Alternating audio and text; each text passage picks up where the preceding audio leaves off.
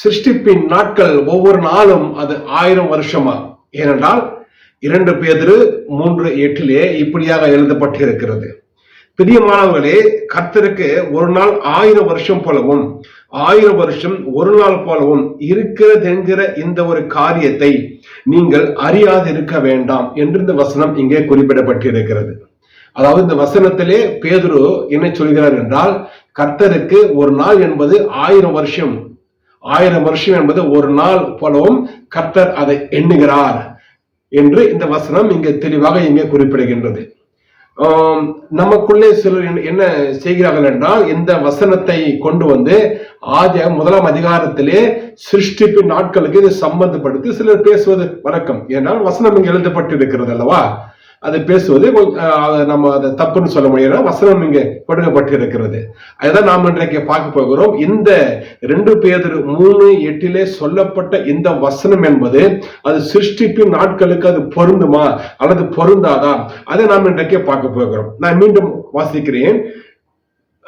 2 பேதுரு 3:8, பிரியமானவர்களே, கர்த்தருக்கு ஒரு நாள் 1000 வருஷம் போலவும் 1000 வருஷம் ஒரு நாள் போலவும் இருக்கிறது என்கிற இந்த ஒரு காரியத்தை நீங்கள் அறியாதிருக்க வேண்டாம்.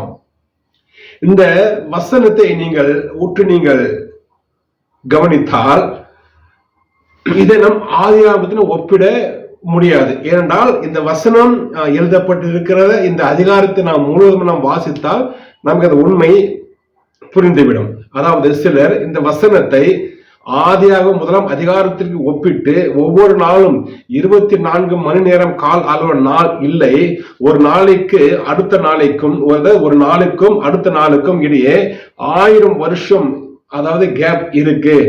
அதனால் சிருஷ்டிப்பின் 6 நாள் என்பது அது 6000 வருஷம் என்று எண்ணுகிறார்கள். ஆனால் உண்மையில் அப்படி இல்லை.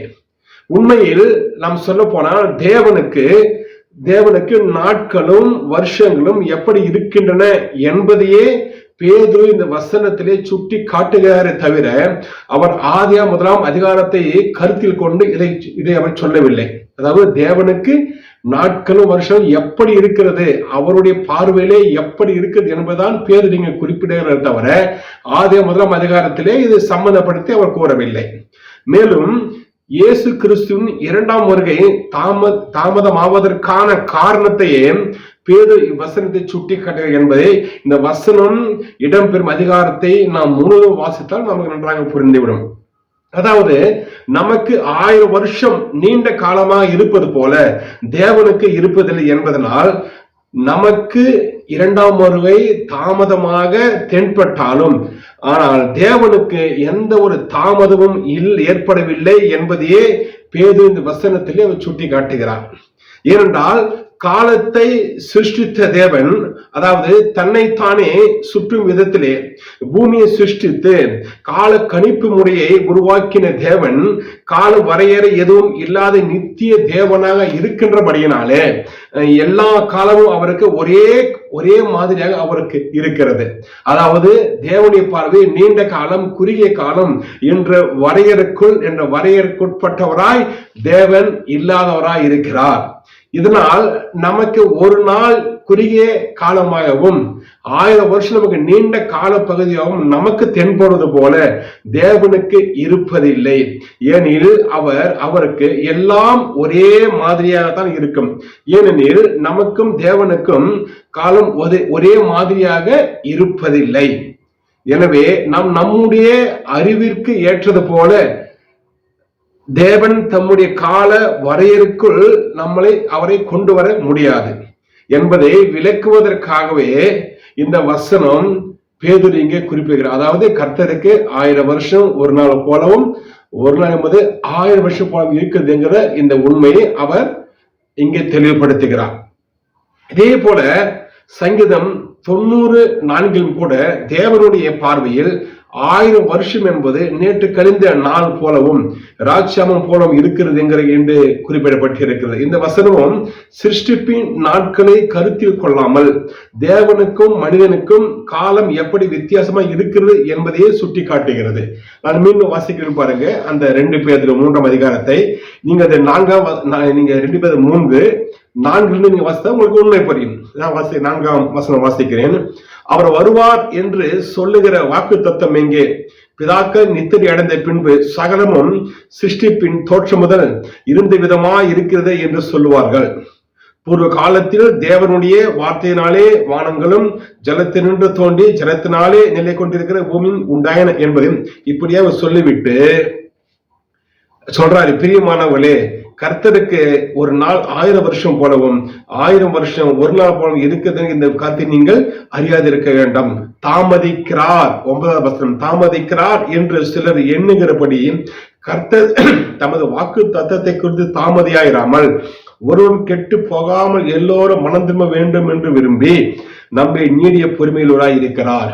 பாருங்க, அந்த அதிகாரத்தினை முழுவதும் படித்தால் நமக்கு சரியாக புரிந்து. அதாவது கடைசி காலத்தில் சில பரியாசக்காரத்தோடு என்ன கேட்பாங்களா, கர்த்தர் சீக்கிரமா வருகிறார் என்று எழுதப்பட்டிருக்கிறது. அதாவது வெளிப்பது 22:20 சொல்லியிருக்கிறது அல்லவா, இதோ சீக்கிரமா வருகிறது என்று இப்படி சொல்லி இருக்கிறாரு. ஆனால் கர்த்தர் இன்னும் வரவில்லையே. உலக தோற்றம் சிருஷ்டிக்கப்பட்ட எல்லாம் அப்படியே இருக்கிறது. கடல் அப்படியே இருக்கிறது, பில்டிங்ஸ், மலைகள், குன்றுகள் எல்லாம் அப்படியே இருக்கிறது. ஆனால் கர்த்தர் வருவார் சொன்ன வாக்குத்தத்தம் எங்கே என்று அவர் கேட்பார்கள் அப்படின்னு அங்க கேட்கிறாங்க பரியாசக்காரங்க. ஆனா பேரு சொல்றாரு, பரியாசக்காரர்களே, நீங்க நினைப்பது போல இல்ல. உங்களுக்கு ஒரு நாள் குறுகிய காலமாகவும் ஒரு வருஷம் நீண்ட காலமாகவும் உங்களுக்கு நீங்கள் அறிகின்றது போல கர்த்தருக்கு அந்த விதமான காலம் இல்லை. அவர் எல்லா காலத்தையும் அவர் ஒரே காலமாக பார்க்கிறார். நமக்கு அதிகமாக தோன்றுகிறது, நமக்கு குறைவாக தோன்றும் எல்லாம் கர்த்தருக்கு அவர் சமமாக அவர் பார்க்கிறாராம். ஏனென்றால் அவர் காலம் உருவாவதற்கு முன்னதாகவே இருக்கிற நித்திய தேவை இருக்கிறபடினாலே அவர் எல்லா காலத்தையும் அவர் நேர்த்தியாக சமமாக பார்க்கிறார். நமக்கு தான் அப்படி ரொம்ப லேட் ஆயிடுச்சு, இந்த கர்த்தர் வருவார்னு சொன்னாரு, 2000 வருஷம் ஆயிடுச்சு, இன்னும் வரலையே அப்படி என்ன பண்றோம்? சில பேர் நம்ம என்ன பண்றோம்?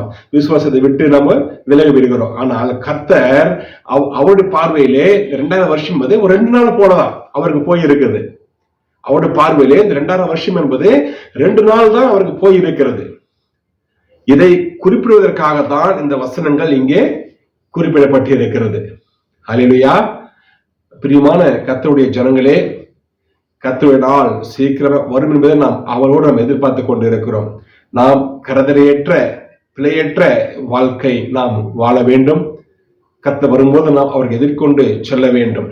இதற்காகவே நாம் அவரை துதிக்கிறோம், ஆராதிக்கிறோம், அவரிடத்தில் நாம் ஜெபம் செய்கிறோம், அவருக்கு ஏற்றபடி நாம் வாழ்கின்றோம். வேத வசனத்தோடு நம்ம ஒப்பிட்டு வாழ்க்கை நாம் அமைத்துக் கொள்கிறோம். கடைசி வரைக்கும் இதை கர்த்தர் நம்மளை அவரை காத்துக் கொள்வாராக. ஹல்லேலூயா.